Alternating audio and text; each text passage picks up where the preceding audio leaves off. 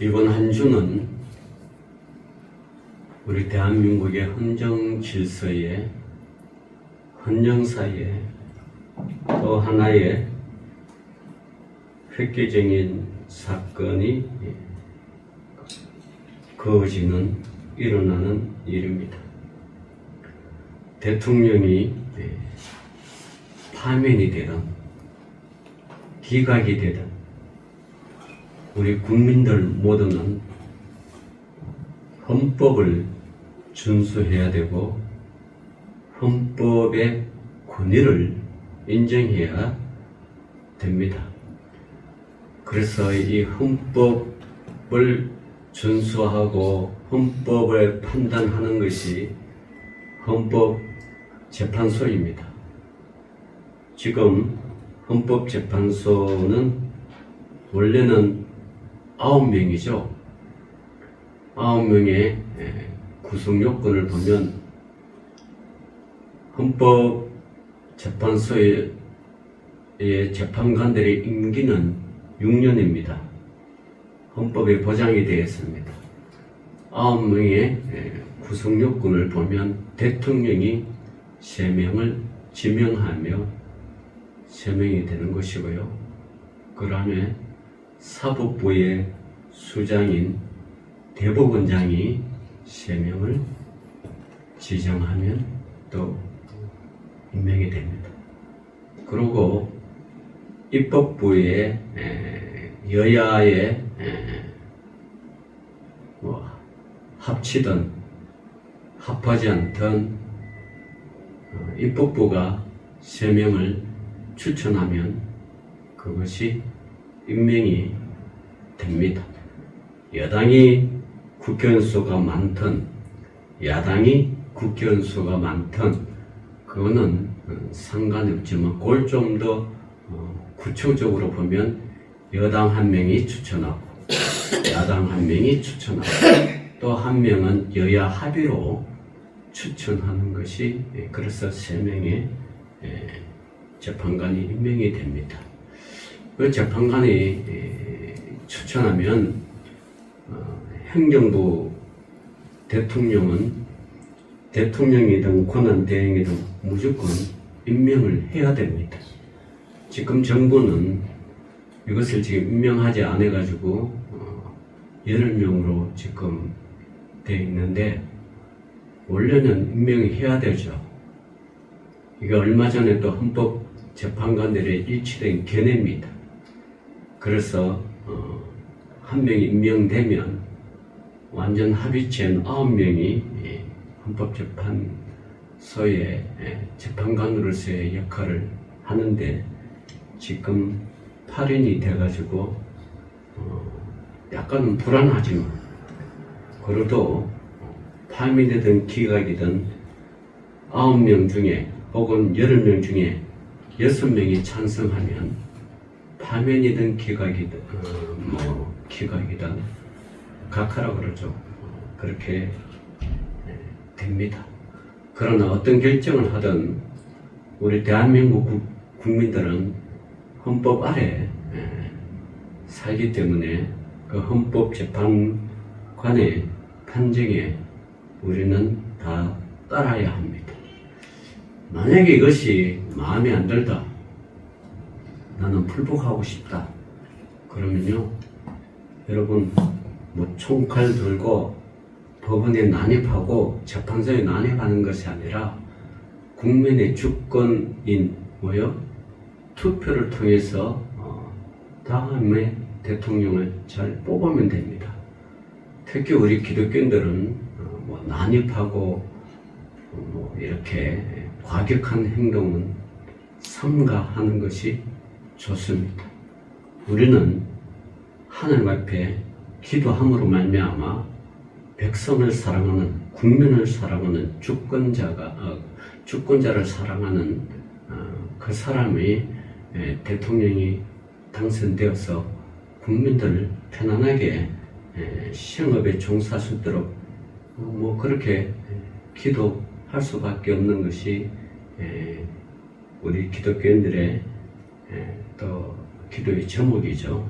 그래서 이번 주는 상당히 중요한 그런 주가 될 것입니다. 그래서 여러분 마음에 들든지 안 들든지 자 우리 대한민국의 국민으로서의 잘 우리가 하시기를 바랍니다. 자 오늘 여러분이 읽었던 시편 101편은 이것은 왕의 윤리법전이라고도 합니다. 이 시는 통치자들의 따를 원리들의 선언이므로 제왕시로 분류되는 것이 좋을 것입니다. 이 원리들은 하나님께 대한 약속들의 형태로 표현되었고요. 따라서 그분을 향하여 이 시가 기록이 되어 있습니다. 이 시에는 어떤 왕도 언급되어 있지는 않으나 표현의 고상함은 확실히 다윗의 인격이나 성격을 잘 어울리는 그런 시입니다. 바꿔 말하면 다윗 왕의 시라고 말할 수가 있습니다. 자, 이 다윗 왕의 시가 101편인데 1절 보면 이렇게 되어 있습니다. 101장 1절에 내가 인자와 정의를 노래하겠나이다. 여호와여 내가 주께 찬양하리이다 라고 시편 101편 1절은 고백합니다. 다윗의 통치 철학이 나타납니다. 다윗의 통치 철학은 인자와 정의입니다. 인자와 정의. 우리가 이 인자와 정의를 바로 세워지지 않으면 나라는 혼란에 빠질 것이고 왕은 제멋대로 통치를 할 것이고 그렇게 되면 국민들은 핍절한 삶을 살 것이고 정치는 어지러워질 것이고 나라는 혼돈될 것입니다. 그래서 다윗은 고백하기를 내가 이 나라를 다스릴 때는 기준이 있어야 되잖아요. 그 기준이 뭔가? 인자와 정의고요. 그리고 신앙적으로는 여호와여 내가 주께 찬양하리다 그랬습니다. 그 인자와 정의, 주님께 찬양하는 이 다윗 왕의 통치 철학인 101편 1절에 나타나겠죠. 자, 그래서 하나님은 우리에게 언제나 어떤 신앙을 요구하시냐 하면 바른 신앙을 요구하고 바른 삶을 요구합니다. 신앙인에게 바른 선택을 요구하십니다. 우리의 선택은 마음, 생각, 행동 등의 전 인격적인 영역에 적용이 됩니다. 그래서 하나님의 요구를 아는 사람은 스스로 바른 생활과 옳은 방향을 선택하겠다고 결심하며 그 결심을 밖으로 표출합니다. 제가 요즘 노예 부회장이고 부회장에 또 노예에서 감당하는 직분 중에 하나가 고시위원장이에요. 어제 저 선부동에 있는 우리 서교 목사님 교회에서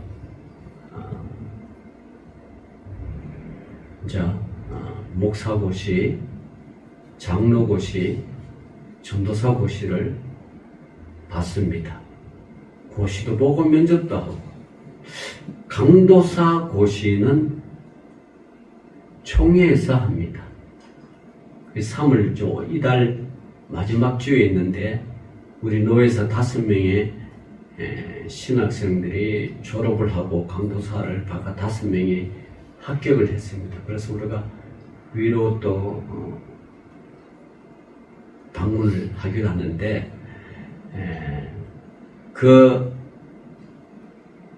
그러니까 고시위원장으로서 고시도 주고 나고 또 설교도 하고요. 제가 또 요즘 분회장으로 아주 여기저기 다니면서 좀 설교를 더 많이 합니다. 아주 설교 준비한다고 밤잠을 못 자겠어. 예? 뭐 이게 그러니까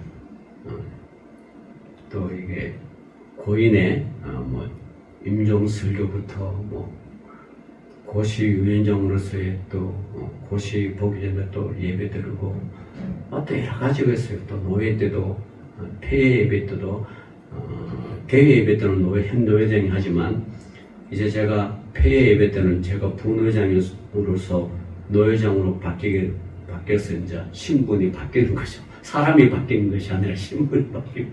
그럼 이제 노회장으로서 폐회 예배를 드리고 하는데 계속 이제 예배고 설교죠. 벌써 설교 원문 보면 다 좋습니다. 그래서 진짜 뭐 플랜카드도 걸고 뭐 여러 가지 이제 노예 일을 하는데 이 중에 장로님이 7분이 종로고시를 보고 면접에 패스했어요.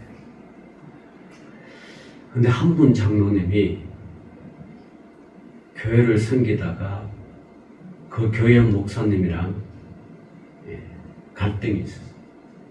장로되기 전이죠. 집사 때. 목사님 멱살 잡고 또 교회 일이 마음에 안 든다고 또 내용 증명을 막 보내고 또 그 목사님이 마음 안 들고 이제 치고받기 한다고 막 하려고 이제 막 치고받기 하다가 쓰러지면 병원에 가니까 앰뷸런스가 대기하면서 교회 바깥에다가 그런 분이 장로 임직을 받았어요.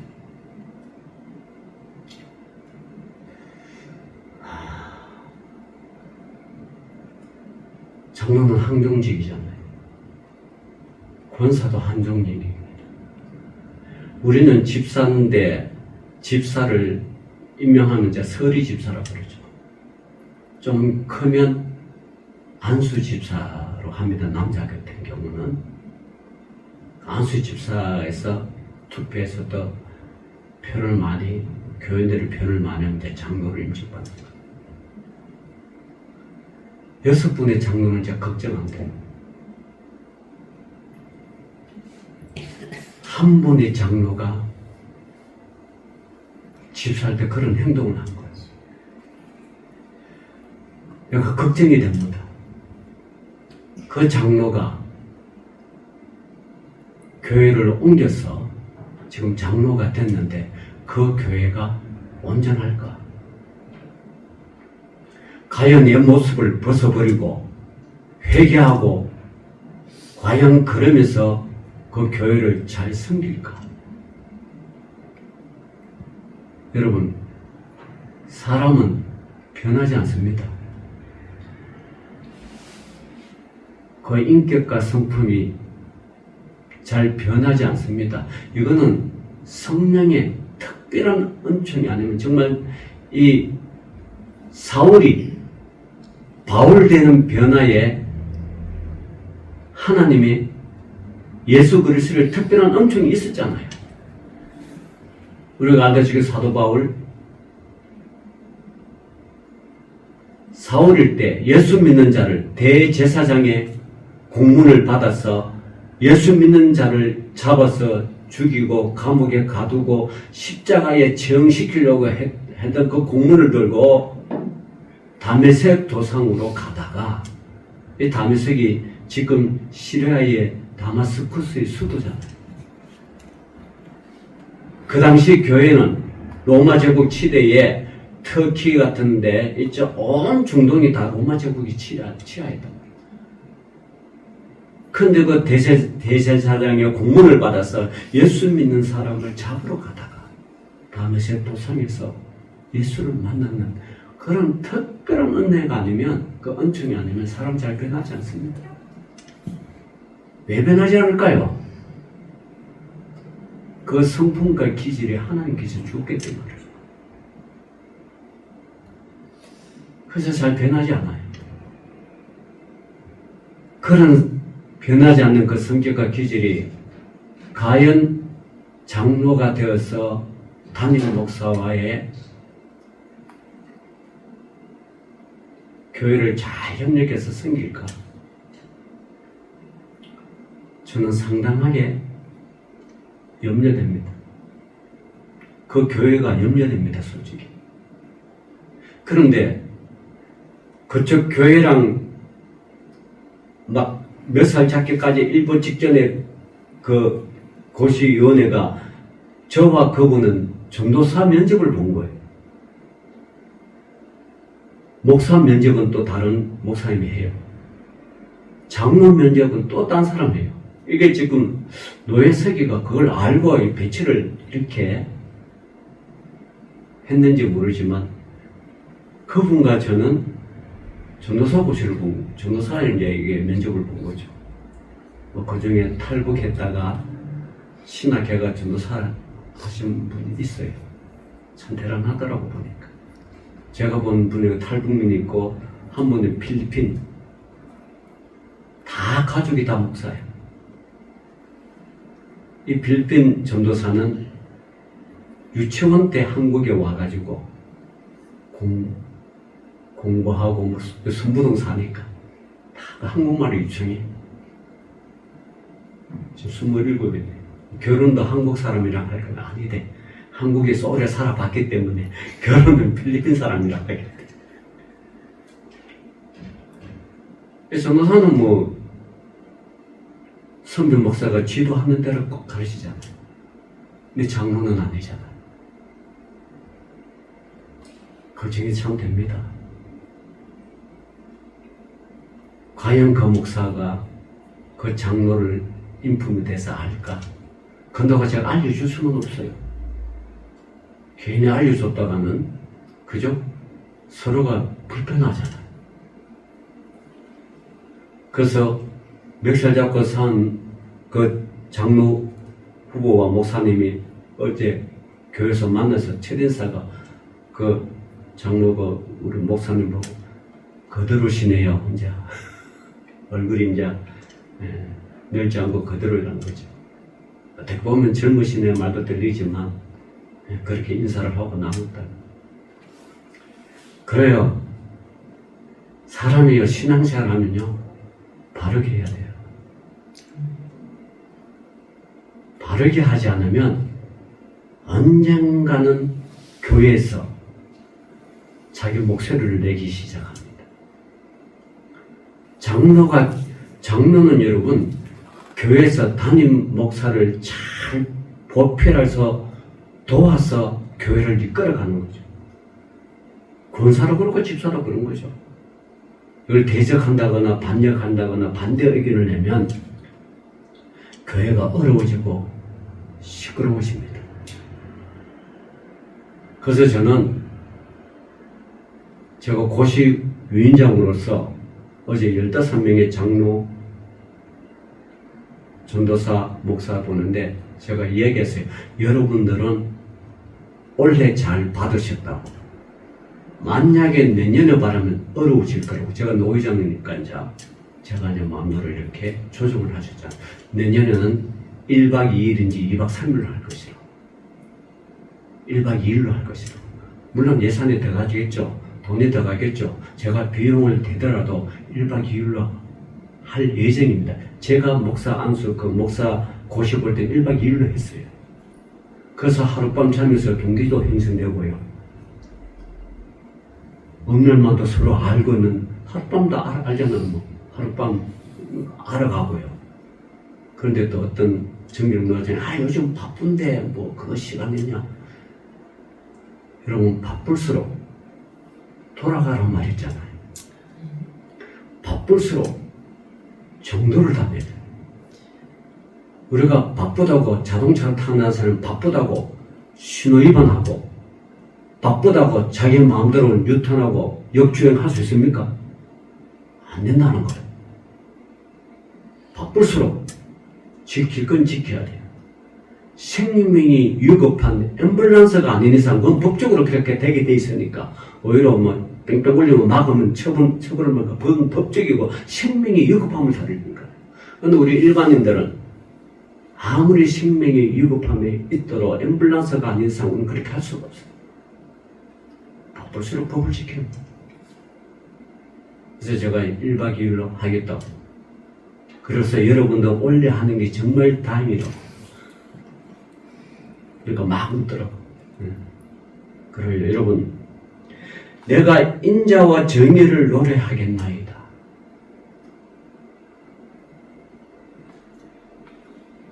요즘요, 이 인자와 정의가 잘 없어요. 인자와 정의가 자기 마음대로 생각하는 거예요. 그러면 인자와 정의는요, 하나님의 주권 아래 있어야 돼요. 우리 한국 사회에서요, 한동안 리더십, 즉 지도력이라는 단어가 유행한 적이 있습니다. 사람들이 리더십에 관심을 가지고 기업들과 고위층들이 리더십에 많은 돈을 내고 리더십을 배웠습니다. 여러 사람이 리더십 이론을 가르치고 실습하는 과정들이 생겼고요. 사람들이 리더십 교육 과정에 참여했습니다. 그래서 리더십이 하나의 사업이 되었습니다.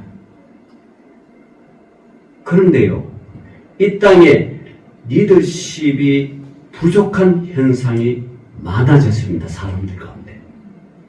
여러분, 왜 이런 현상이 일어나냐? 홍수에 마실 물이 부족하다는 식으로 리더십을 배우는 사람이 많은데 정작 존경할 만한 리더십을 갖춘 사람이 없다는 것입니다. 사실 리더십이 배운다고 되는 것은 아닙니다. 배움과 더불어 자기를 깎아내는 훈련이 있어야 됩니다. 여러분, 신앙도 우리가 신앙생활이라고 그러잖아요. 신앙훈련이라고 그러잖아요. 신앙도 여러분 마음대로 하면 안 되잖아요. 교회에 오면 교회에 법도가 있고, 우리가 신앙인으로서 하나님이 가르치는 율례와 법도가 있잖아요. 그 안에 우리가 신앙생활을 해야 되잖아요. 자기 마음대로 신앙생활을 할 수 없잖아요. 그래서 여러분, 이런 신앙심도요, 그냥 되는 게 아니고 훈련이 있어요. 훈련으로 축적된 역량과 통찰력, 그리고 성숙한 성품이 보일 때 리더십이 나타나고 존경받는 리더가 등장합니다. 그럼에도 워낙 다양한 세상에서 리더의 리더십을 무너뜨리려는 시도가 있습니다. 오늘 본문에서 우리는 하나님이 우리에게 원하시는 리더의 성품을 발견합니다. 그게 뭐냐? 첫 번째로 균형과 완전을 원하시는 하나님이십니다. 리더십 이론을 말하는 사람 중에 리더십의 균형을 잡는 것이라고 주장하기도 합니다. 어느 한쪽으로 치우치면 한쪽의 사람들로부터 지지를 받을 수가 있지만 다른 쪽의 사람으로부터 심한 비난을 받을 수가 있습니다. 어느 쪽으로도 치우치지 않는 것 중립이라고 합니다. 그러나 세상에는요, 완전한 중립은 없습니다. 다만 중립을 지키려고 노력할 뿐입니다. 이것이 균형은 중립과 다른 개념이죠. 균형은 중립과 다른 개념이죠. 균형이란 뭐냐? 삶의 자세나 태도 혹은 성품에서 한쪽의 성향이 우수하게 나타나지 않고 여러 성향을 골고루 보이는 것을 의미합니다. 그래서 오늘 본문에는 시인은 인자와 정의를 노래하겠다고 말합니다. 인자와 정의는 서로 반대되는 개념처럼 보입니다. 그러나 세밀하게 들여다보면 반대가 아니라 서로 보완하는 개념입니다. 인자한 사람이라도 무엇이든 무조건 다 좋다는 식으로 수용하면 안 됩니다. 때로는 원칙에 있어서 단호해야 합니다. 그것이 정의입니다. 정의로운 사람이라고 해서 원칙에 어긋난 것은 무엇이든지 안 돼, 다 배제해도 될까요?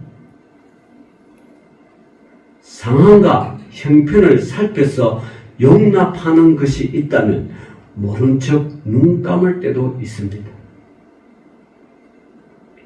여러분, 부모와 할아버지는 다르잖아요. 자녀를 키우는 게. 부모는 바른 걸 가르쳐야 돼요.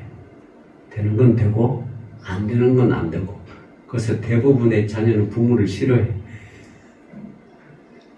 자기네가 하고 싶은 부모는 안 된다 그러고. 네, 할아버지 할머니는 어때요? 원칙은 있지만, 네? 법칙은 있지만 그거보다 사랑이 우선이기 때문에 그걸 눈 감아주는 거예요. 적당한 선에서 아주 어긋나지 않는다면 눈 감아줍니다. 그래서 자녀들은 할아버지 할머니를 좋아해요. 이처럼요, 정의를 너무 앞세우면 사람이 식어집니다. 그렇다고 인자를 너무 앞세우면 정의는 무너집니다. 이걸 잘 균형 있게 해야 돼요. 그래서 시인은 인자와 정의를 노래한다 그랬습니다.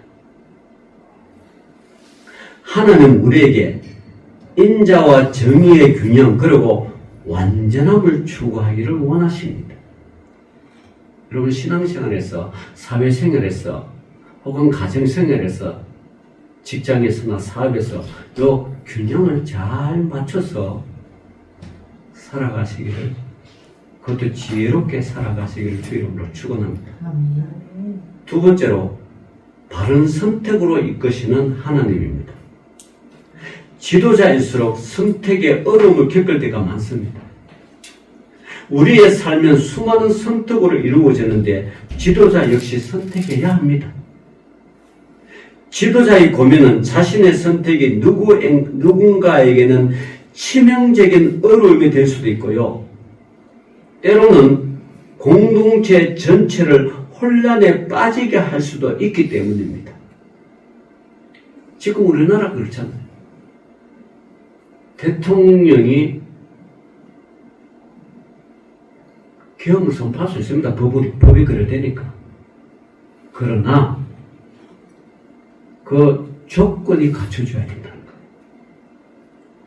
그것이 갖춰지지 않고 계엄을 선포하면 이것이 이제 국가가 혼란에 빠지는 거예요.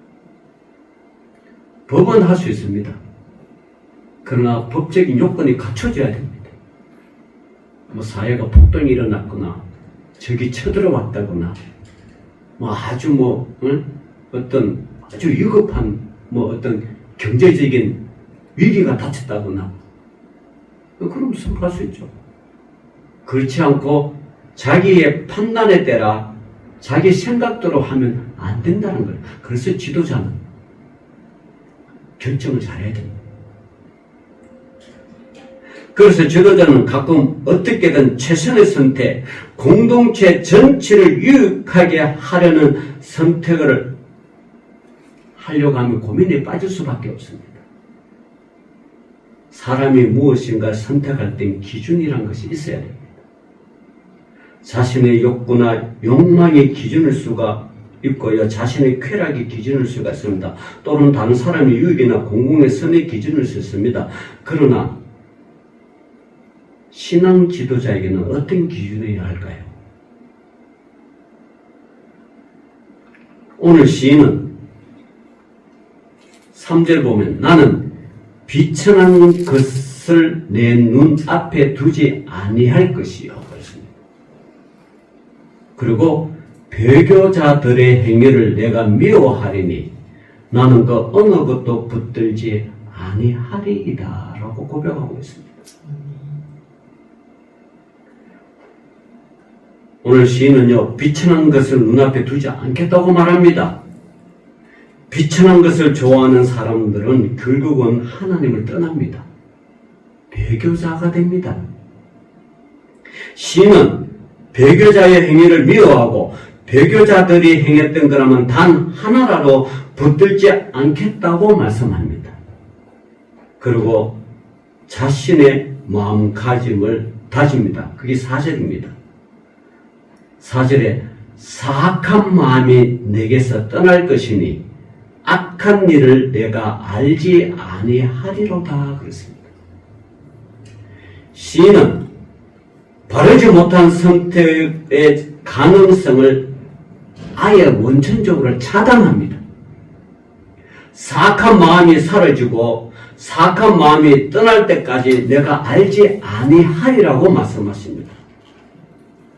시인은 바르지 못한 선택의 가능성을 차단하고요. 사악한 마음이 사라지고 남아있지 않다면, 즉 사악한 생각이 떠오르지 않는다면 나쁜 것을 선택할 가능성마저 사라집니다. 하나님은요, 우리의 마음을 정결케 하심으로 바른 선택을 하도록 이끄십니다. 그래서 여러분 마음을 정결해야 돼요. 정결하지 않으면 우리는요, 늘 욕심에 치우쳐. 사악함에 물들어. 그리고 또 세 번째 시인은요, 우리 하나님께서 요구하는 것이 있습니다. 겸손과 성실을 요구하는 하나님이십니다. 시인이 생각하는 사악한 마음이 무엇일까요? 5절에 나오죠. 자기의 이웃을 은근히 헐뜯는 자를 내가 멸할 것이요. 지도자는요, 많은 사람을 대합니다. 그런데 사람을 대할 때요, 꼭 이웃을, 다른 사람을 은근히 헐뜯는 사람이 있어요. 요거 지도자는 잘 분별해야 합니다. 즉, 이 이웃을 은근히 헐뜯는 받는 것은 눈이 높고 마음이 교만한 것입니다. 자기를 높이려는 것이며 자기가 최고이고 자기만 옳다고 생각하고 이웃의 명예를 훼손하고 이웃에게 해를 끼치는 것입니다. 시인은 사악한 마음을 떠나보내는 일을 헐뜯는 자를 멸하고 교만한 사람을 용납하지 않는 것이라고 합니다. 이것은 정의의 영역이에요. 옳지 못한 것을 과감히 끊어버리는 일입니다. 리더는 때때로 옳지 못한 일은 단호해야 합니다. 사악한 마음을 떠나보내면 마음 안에 무슨 것이 남았겠습니까? 그것은 선한 마음이라고 그러기도 하고요. 또 그보다 더 중요한 것은 빈 마음이라고 표현하는 것이 옳습니다. 사악한 마음이 떠나버리면요, 빈 마음이 남습니다. 그 빈 마음 안에 겸손과 성실함으로 채워야 합니다. 교만한 사람은 용납하지 않으나 겸손한 사람은 용납합니다. 그리고 하나님은 성실한 사람을 찾습니다. 오늘도 여러분 교회 안에나 국가 안에나 사회 안에 하나님은 성실한 사람을 찾습니다. 오죽하면 잠언에 보면 너는 개미의 부지런함을 배우라 그러죠. 이 개미들, 특히 일개미를 아주 꺼내오셔. 조그만 나뭇잎 하나 들고 큰 나무는 여럿이 동원해가 같이 꺼내없이 성실함. 하나님은 이처럼 우리에게 겸손과 성실을 요구하십니다. 리더는 겸손하고 성실하면 흠 잡힐 일이 별로 없습니다. 서서 흠이 잡힌다 할지라도 누군가 변호해주고 금방 오해가 풀립니다. 왜냐하면 하나님이 함께 하시기 때문이라는 사실입니다. 마지막 네 번째로 하나님은 악한 사람을 징계하시는 분이십니다. 리더는 때때로 판단자의 기능을 행사할 수 있습니다. 본인이 판단자로서 행사하려고 하지 않는데 사람들이 옳고 그름을 분별해 달라고 부탁하기 때문입니다. 그래서 재판관이 있잖아요. 리더가 사심이 없으면 공정해집니다. 그리고 옳고 그름을 바르게 분별하는 통찰력이 생기게 됩니다. 그렇기 때문에 리더는 사심이 없어야 돼요. 우리가 어떤 일을 하면요, 꼭 사심이 있으면 다른 사람이 그 사심을 약점으로 잡고 리더를 공격합니다. 왜냐하면 약점 잡혔어요.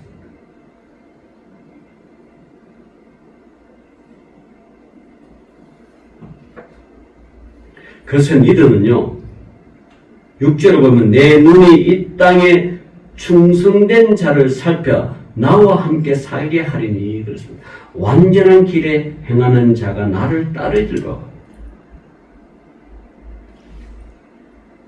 리더는요, 충성된 자를 살펴야 되고 충성된 일꾼을 발굴해야 돼요. 우리 노예 일을 하면요, 뭐 임원하라고 하면 서로 안 하려고 그래요. 교회도 힘들고 임원하려고 그러면 뭐 부르면 와야 되고 시간 뺏겨야 되고 그죠? 힘들잖아요. 그러나 노예도 하나님의 일이잖아요. 누군가가 해야 되잖아요. 그것이 비록 힘들고 어렵지라도 누군가가 해야 됩니다. 희생을 해야 됩니다.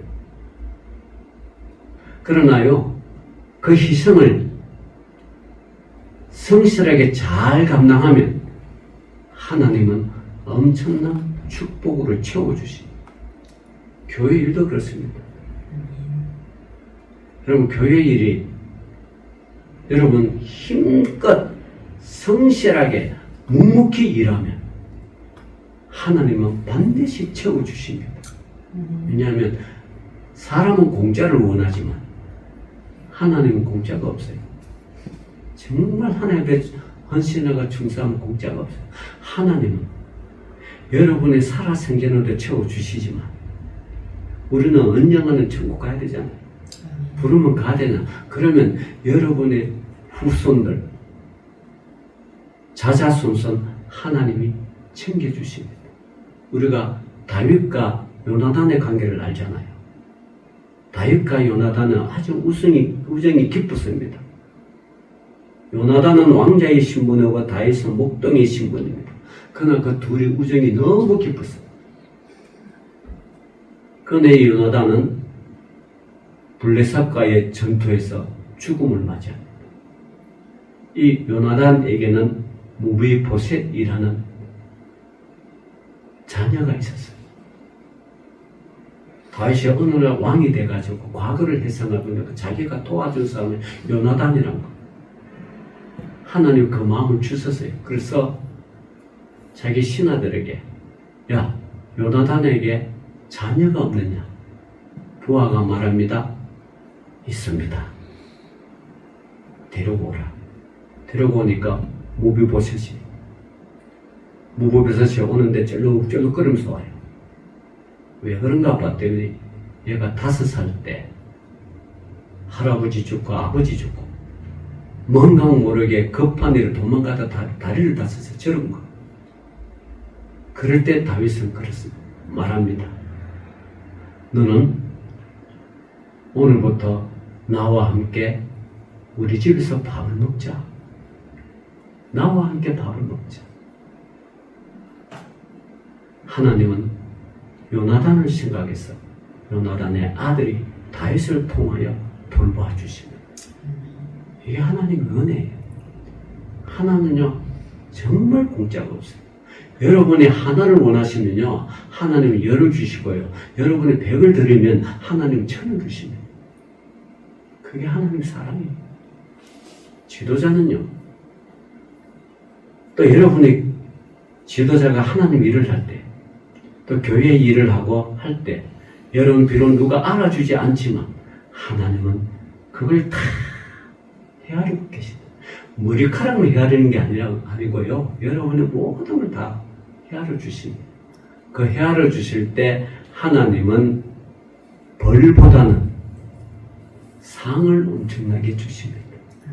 그분이 하나님이에요. 오늘도 그 하나님을 믿는 저와 여러분이 되어서 하나님을 잘 섬기는 주의 백성들이 되시기를 주의 이름으로 축원합니다. 아멘. 기도합니다. 하나님 감사합니다. 오늘도 인자와 정의로 우리를 다스려 주신 하나님 아버지, 그 하나님을 믿는 믿음의 백성들, 하나님을 더욱더 사랑하며 섬기며 주기까지 충성하는 믿음의 백성 되게 하여 주옵소서. 예수님 이름으로 기도 올려옵나이다. 아멘. 아멘.